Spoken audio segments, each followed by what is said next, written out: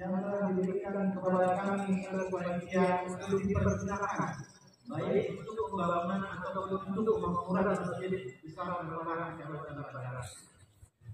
Tentu di sini kaum muslimin kaum muslimat yang dirahmati oleh Allah Subhanahu wa taala. Banyak di antara kita yang memberikan kepada petugas pengaduan karena kita kondisinya seperti ini. Nanti kami mohon izin kepada bapak-bapak untuk semua untuk melepaskan sehat. Nanti kami harap tadi supaya diisi.